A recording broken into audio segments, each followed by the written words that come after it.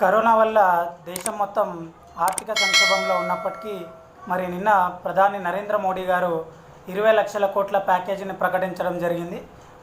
దాని గురించి ఈరోజు మన దేశ ఆర్థిక మంత్రి నిర్మలా సీతారామన్ గారు ఎంఎస్ఎంఈల గురించి ఈరోజు ప్రకటన చేయడం జరిగింది. ఈరోజు వారు మీడియా సమావేశాన్ని స్టార్ట్ చేస్తూ వారు ప్రధాని మోడీ ఆశల మేరకు అలాగే భారతదేశం అభివృద్ధిలో పురోగామి సాధించడానికి ఈ ప్యాకేజ్ తోడ్పడుతుందని చెప్పడం జరిగింది. ఇందులో భాగంగా నిన్న కేంద్ర ప్రభుత్వం నుంచి 20 లక్షల కోట్ల ప్యాకేజీ ఏదైతే ప్రకటించడం జరిగిందో ఈరోజు 3 లక్షల కోట్ల ప్యాకేజీని ప్రకటించడం జరిగింది. మొదటి విడతగా ఈరోజు మొదటి సమావేశంలో ఎంఎస్ఎంఈలకు 3 లక్షల కోట్ల ఆర్థిక ప్యాకేజీని అందిస్తున్నాం. ఇది చిన్న సూక్ష్మ తరహా మధ్య తరహా సంస్థలన్నిటికీ ఉపయోగపడుతుంది. 25 కోట్ల నుంచి 100 కోట్ల మధ్యలో ఉన్నటువంటి కంపెనీస్ ఏవైతే ఉంటాయో ఆ కంపెనీస్ అన్నిటికీ ఇది వర్తిస్తుందని చెప్పేసి కేంద్ర ఆర్థిక మంత్రి పునరుద్ఘాటించారు. అలాగే దీని గురించి మనం చర్చల్లోకి వచ్చినట్టయితే ఆత్మనిర్భర్ అభియాన్ ఇండియా పేరుతో మోడీ గారు నిన్న దాన్ని ప్రకటించడం జరిగింది. దాన్ని నిర్మలా సీతారామన్ గారు వివిధ మంత్రిత్వ శాఖలతో కొన్ని వారాల పాటు సుదీర్ఘంగా చర్చలు జరిపిన తర్వాత ప్రధానమంత్రి మోడీ గారు అలాగే ఆర్థిక నిపుణులందరితోటి చర్చించిన తర్వాత ఈ ప్యాకేజీ ప్రకటించడం జరుగుతుందని చెప్పడం జరిగింది. వ్యవసాయం నుంచి పారిశ్రామిక రంగానికి అన్ని విధాలుగా అందరికీ సమతుల్యంగా ఉంటుంది ఈ ప్యాకేజ్ అనేది. దేశంలో అన్ని వర్గాల వారందరికీ ఈ ప్యాకేజ్ ఉపయోగపడేటటువంటి అవకాశం ఉంది. తద్వారా దేశం ఆర్థిక పురోగామి వృద్ధికి పునరంకితం అవుతుందని చెప్పేసి వారు పునరుద్ఘాటించారు.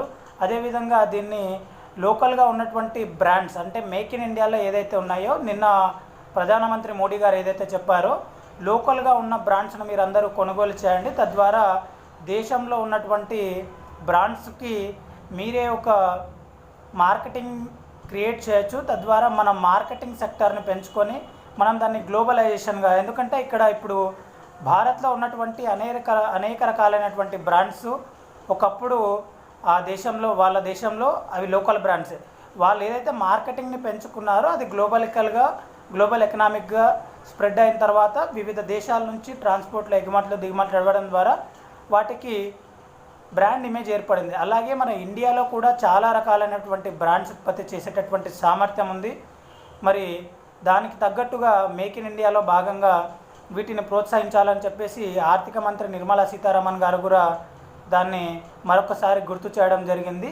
దీన్ని ఆర్థిక వ్యవస్థను 5 పిల్లర్లుగా నిన్న 5 Psగా ఏదైతే మోడీ గారు చెప్పారో ఆర్థికం, మౌలికం, సాంకేతికం, దేశ జనాభా అలాగే డిమాండ్, ఈ 5 పిల్లర్ల పైన ఆధారపడినటువంటి నవభారతాన్ని మనం నిర్మించుకునేటటువంటి ప్రయత్నంలో ఈ ప్యాకేజ్ భారతదేశానికి ఉపయోగపడుతుందని నేను భావిస్తున్నానని చెప్పేసి ఆర్థిక మంత్రి గారు చెప్పడం జరిగింది.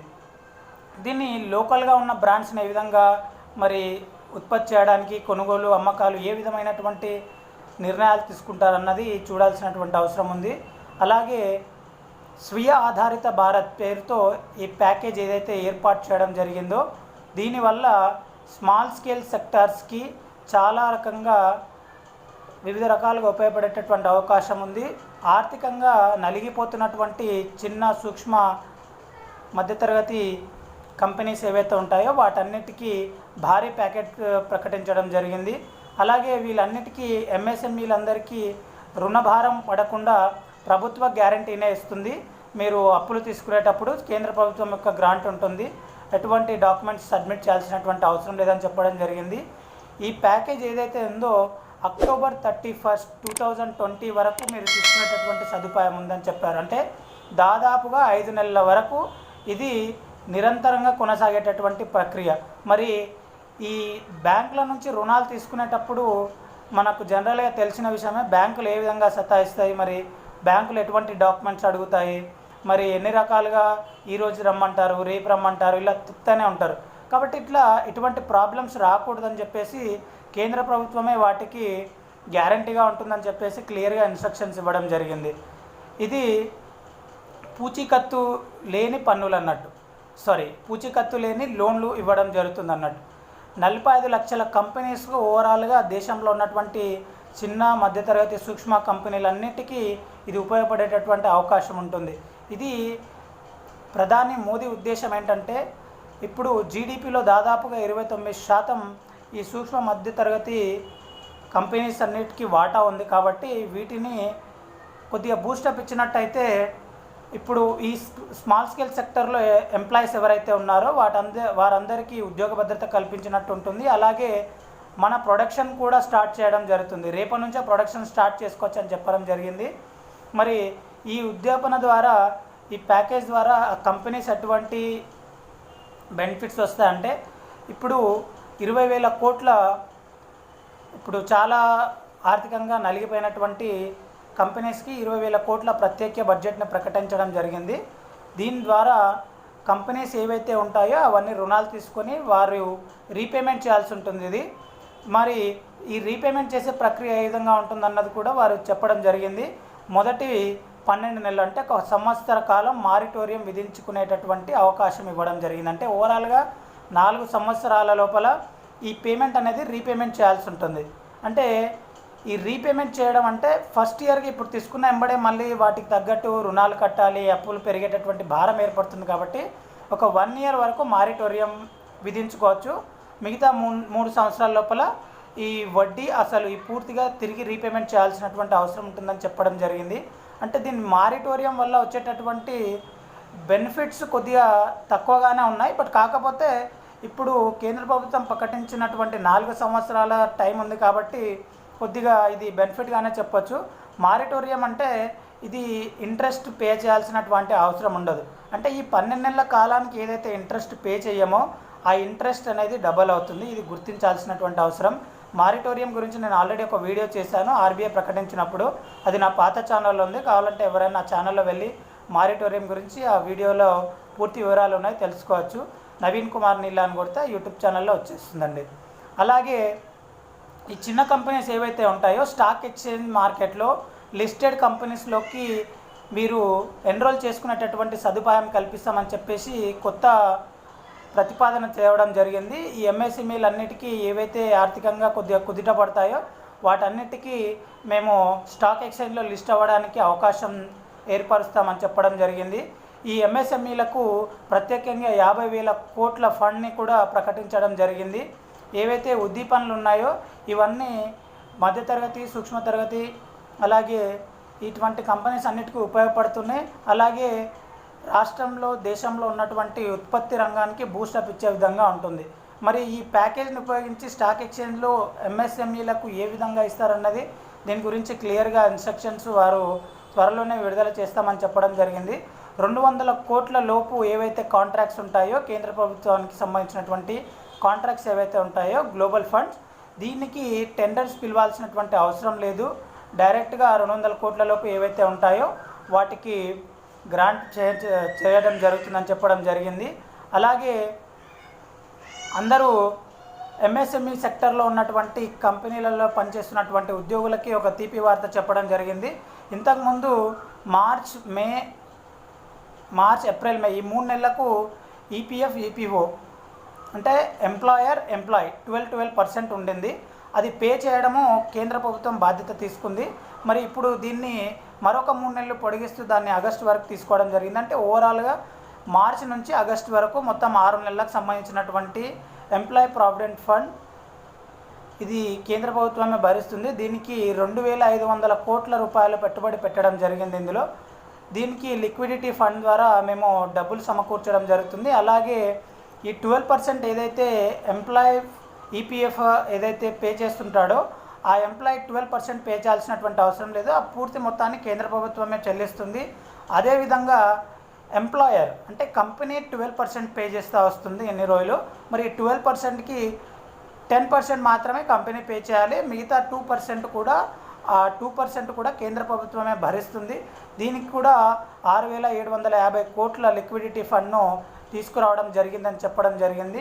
అలాగే direct tax deductions, TDS, tax deduction sources, అలాగే టీసీఎస్కి సంబంధించి అంటే ట్యాక్స్ కలెక్టెడ్ సోర్సెస్, దీనికి సంబంధించి తగ్గింపు ఇవ్వడం జరిగింది. అంటే 25% తగ్గింపు చేయడం జరిగింది. దీని ద్వారా 50,000 కోట్ల లిక్విడిటీ ఫండ్ అనేది ప్రజలకు అందుబాటులోకి వచ్చేటటువంటి అవకాశం ఉంటుంది. ఈ లిక్విడిటీ ఫండ్ కూడా ఉపయోగించుకోవచ్చు అని చెప్పింది. అలాగే డైరెక్ట్ ట్యాక్స్ ద్వారా ఏదైతే పే చేయడం జరిగిందో, ఈ డైరెక్ట్ ట్యాక్సెస్ ద్వారా ఇంతకుముందు మనము ట్యాక్స్ పేయర్స్ ఏం చేస్తుంటారంటే ముందుగానే వాళ్ళ ట్యాక్స్ పేమెంట్ చేస్తుంటారు.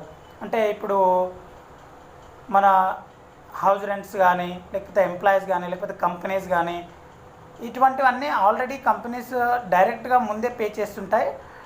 ట్యాక్స్ పే చేసిన తర్వాత ఏదైతే అడిషనల్ పే చేయడం జరిగిందో అడిషనల్ పేమెంట్కి తగ్గించినటువంటి అమౌంట్ ఏదైతే మిగతా అమౌంట్ ఉంటుందో ఫైనల్ క్యాలిక్యులేట్ తర్వాత ఆ రిమైనింగ్ అమౌంట్ అనేది తిరిగి ఎవరైతే పే చేసి ఉంటారో ఆ కంపెనీలకు కానీ ఆ వ్యక్తిగత రుణాలకు సంబంధించినటువంటి ట్యాక్స్ సోర్సెస్ లబ్ధిదారులకు రిటర్న్ ఇచ్చేస్తారు.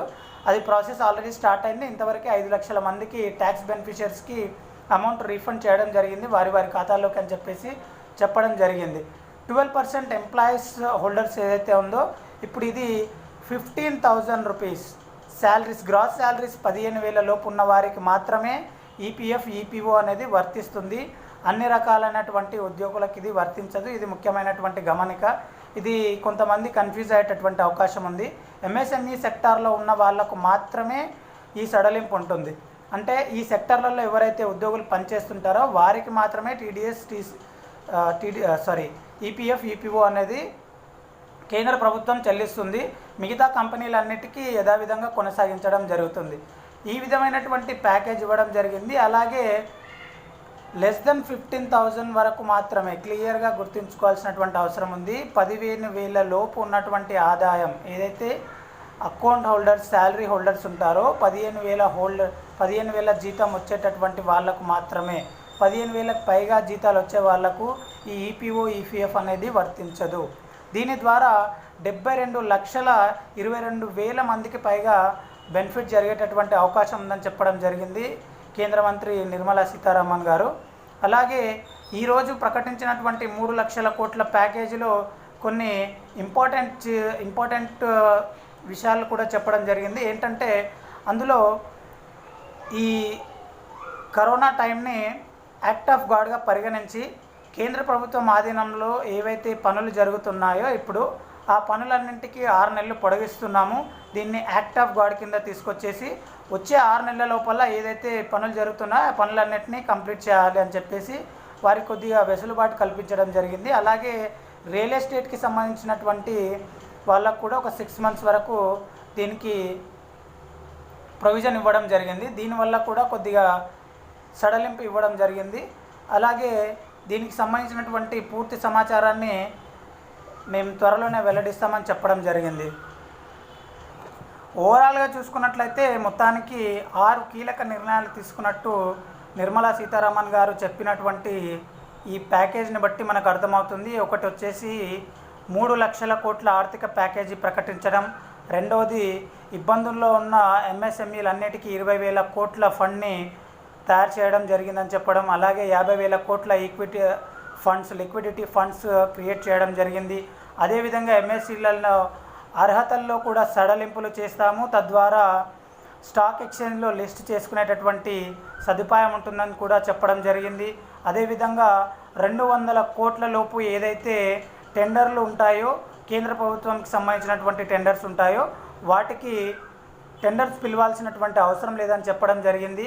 అలాగే ఈపీఎఫ్ పరిధిలో వచ్చేటటువంటి ఉద్యోగులందరికీ మరో 3 నెలలు పీఎఫ్ కేంద్ర ప్రభుత్వమే భరిస్తుందని చెప్పడం జరిగింది. ఈ 6 కీలక నిర్ణయాలు కూడా కొద్దిగా దేశానికి బూస్టప్ ఇచ్చేటటువంటి అవకాశం ఉంది.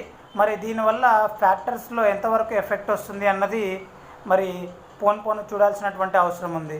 ఈ వీడియోలో ఉన్నటువంటి సమాచారం మీకు నచ్చినట్టయితే లైక్ చేయండి, కమెంట్ చేయండి, షేర్ చేయండి, తప్పకుండా సబ్స్క్రైబ్ చేసుకోండి. ఈ విషయాలందరికీ తెలియడానికి తప్పకుండా షేర్ చేసేటటువంటి ప్రయత్నం చేయండి. ధన్యవాదాలు. Thank you.